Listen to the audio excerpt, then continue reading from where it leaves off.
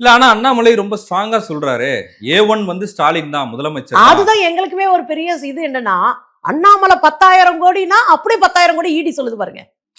அண்ணாமலை 1,00,000 கோடின்னு சொல்லியிருந்தாருன்னா 1,00,000 கோடி ஈடி சொல்லியிருக்கும். அதுதான் இங்க இருக்கிற அரசியல் ரொம்ப தெளிவா புரிஞ்சுக்க வேண்டியிருக்கு. தப்பு யாரு பண்ணாலும் தூக்கி உள்ள போடணும், அது சம்பந்தமா கேள்வி கேட்கணும், எங்க மாற்றுக்கிறது இல்ல. ஆனா நீங்க அதை தெளிவா செய்யறது இல்ல. 95% எதிர்க்கட்சிகள் மேல நீங்க வழக்கு போடுறீங்க. 14 எதிர்க்கட்சிகள் சேர்ந்து உச்சநீதிமன்ற தலைமை நீதிபதியை சந்திச்சு ஈடி முழுக்க எங்க வீட்டு பக்கம் தான் நிக்குது. இதே ஈடி தானேங்க இத்தனை லட்சம் வழக்கு, இத்தனை லட்சம் ஊழல் நடந்திருக்குன்னு அதிமுக வீட்டுக்கெல்லாம் போனீங்க.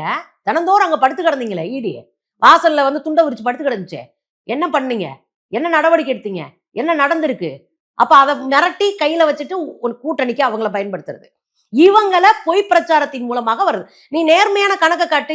இல்ல ரொம்ப சிம்பிளா கேட்கிறாங்கல்ல, எந்த ஆதாரத்தின் அடிப்படையில் ஈடி ரைடு? எந்த ஆதாரத்தின் அடிப்படையில் ஈடி ரைடு? உங்களால சொல்ல முடியலையே. இன்ன வரைக்கும் ஈடி வாய் திறக்கலையே. 10 ரூபாய் எக்ஸ்ட்ரா வாங்குறீங்களே, யாருக்கு போகுது? அந்த 10 ரூபா அப்படின்றது தான் மேல அவங்க மேல நடவடிக்கை எடுத்திருக்கோம் அப்படின்னு அரசு சொல்லுது. இந்த 10 ரூபா மேல வச்சு விக்கிறான் பாருங்க ஒருத்தன், அதன் மீது நடவடிக்கை எடுத்தது நாங்க நடவடிக்கை எடுத்திருக்கோம். ஒரு மாநில அரசினுடைய நிர்வாகத்தின் கீழே இருக்கிற ஒரு அமைப்பை அவங்க தப்ப கண்டுபிடிச்சு அவங்க கிட்ட வந்த புகாருக்கான தெளிவான முடிவெடுத்து சரி பண்ண பிறகு நீ எதை தூக்கிட்டு வந்து நிக்கிற? உனக்கு தமிழ்நாட்டுக்குள்ள வர்றதுக்கு வேற வழி இல்லை. அப்ப இந்த வழி ஏன் வந்து நீங்க மத்த துறைக்கெல்லாம் போகல? இந்த தமிழ்நாடு தான் உங்க ஈடி ஆபீஸ். செந்தில் பாலாஜியை அமலாக்கத்துறை ஏற்கனவே கைது செய்து விசாரிச்சிருக்கு. அவர் வந்து இப்ப பெயில்ல வராரு.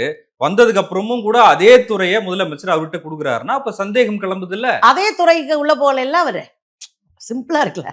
அதே துறையில பிரச்சனை ஆகி அதே துறையில வெளியே போயிருந்தா இந்த கேள்வி கேட்கறது நியாயமா இருக்கு. ரைட்டுங்களா?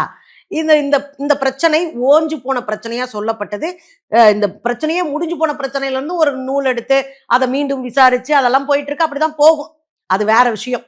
ஆனா நான் என்ன கேட்கிறேன்னா, இதே தமிழ்நாட்டுல எக்கச்சக்கமான துறை இருக்கு. ஈடியே வந்து கையங்களவா பிடிச்சதே தமிழ்நாடு தான். ஈடி என்னன்னா தப்பு பண்ணுதுன்னு உள்ள வச்சு அடிச்சு அனுப்புனது தமிழ்நாடு தான். இங்க வந்து உட்காந்துட்டு ஒருத்தரையே நீங்க டார்கெட் பண்றீங்க. அது ஒரு கேள்வி எழுப்பலையா? ஏன் பண்றாங்க? ஏன்னா இவங்களுக்கெல்லாம் இவர் தான் ஒரு அடிப்படையில அடிச்சு விட்டவர்.